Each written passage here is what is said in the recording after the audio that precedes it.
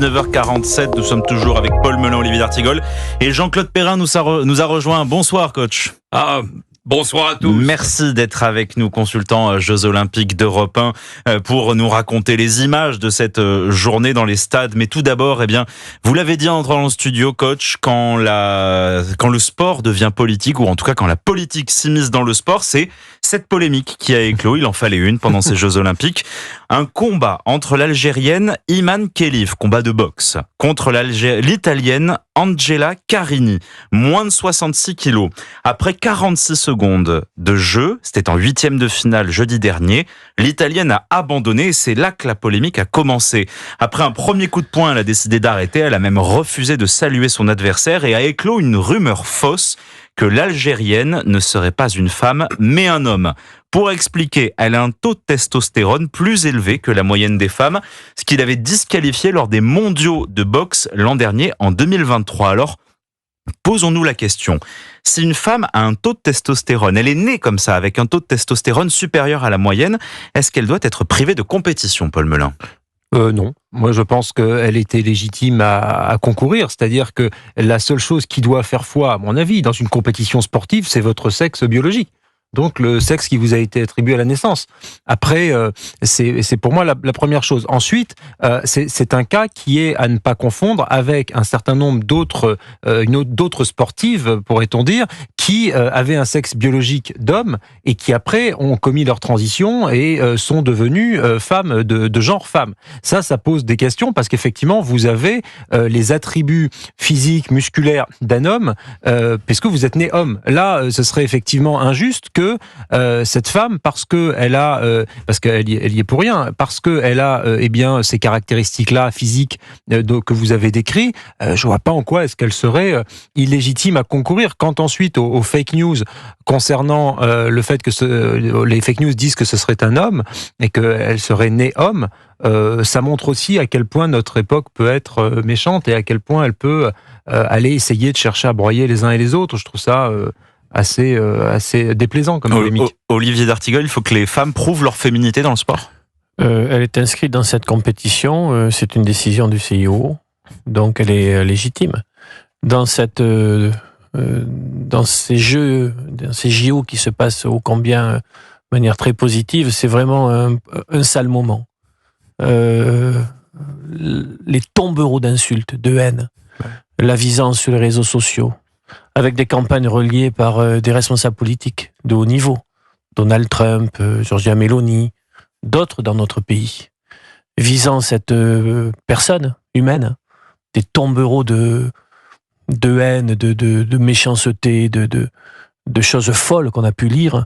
Il faut vraiment qu'elle soit très solide psychologiquement, que son entourage qui est autour d'elle l'accompagne, alors qu'elle a une épreuve devant elle, sportive, mais elle a vécu une épreuve personnelle terrible. Donc c'est vraiment pas un bon moment et ça doit nous faire vraiment réfléchir à ce que peuvent charrier les réseaux sociaux, ce cloaque vraiment de bêtises humaines et de méchanceté. Alors elle a répondu justement sur les réseaux sociaux: je suis consciente de la difficulté de la mission, mais que tout le monde soit rassuré. Je vais tout faire pour décrocher une médaille olympique. Jean-Claude Perrin, c'est peut-être la meilleure réponse. Oui, c'est une réponse sportive à un problème physiologique excessivement important. Si vous regardez l'historique des 30 derniers siècles, il y a eu des cas identiques. Il y a eu des cas identiques par le passé chez les Grecs. Il y a eu des cas identiques. On a découvert qu'une femme qui avait gagné les Jeux Olympiques de 1932 finalement n'était pas une femme quand elle a été assassinée dans son parking, Large Welch, c'était un homme. Donc des cas, il y en a beaucoup. Marielle Guetschel a été battue, on s'en souvient bien, par Erika Schmulz, je ne sais plus exactement, Schneider, là. Donc, ce qui n'est pas bien, et on pourrait même dire c'est dégueulasse d'incriminer cette jeune femme qui a fait tous les contrôles sur le plan biologique. Ils valent ce qu'ils valent, sûrement que par rapport à l'évolution même de la science, ils ne sont pas encore assez pointus. La démarche scientifique est très très éloignée de la vérité, mais elle a passé les contrôles. Il n'y a pas de raison de l'handicaper et de la salir. Elle fait un match, elle va gagner, je l'espère. C'est pareil pour la fille qui faisait du 800 et du 1500, Semenya, en Afrique du Sud. On l'a autorisée à faire des courses de Benjamin pour ne pas gêner ces messieurs de la commission technique.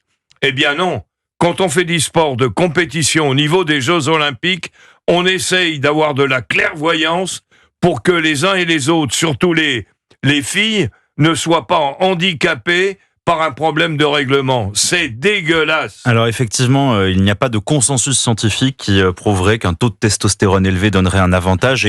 Et ce cas de Caster Semenya avait révélé ce mot, l'hyperandrogénie. Donc l'athlète sud-africaine avait refusé un traitement pour faire baisser son taux de testostérone.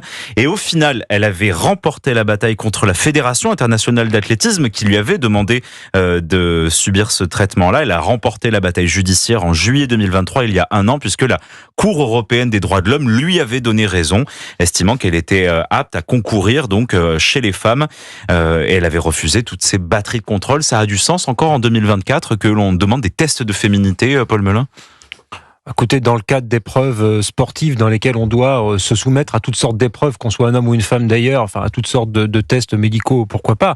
Mais enfin, ce que tout ça nous prouve quand même, c'est que là, pour le coup, il y a probablement, notamment sur les réseaux sociaux, notamment dans les bas-fonds des réseaux sociaux, parce que heureusement, Dieu merci, tout le monde ne partage pas ses salades et ses méchancetés, il y a effectivement ce que l'on pourrait appeler, pour le coup, là le terme serait peut-être approprié, de la transphobie pour certains, ou en tout cas, là, des discriminations, des attaques véritablement abjectes.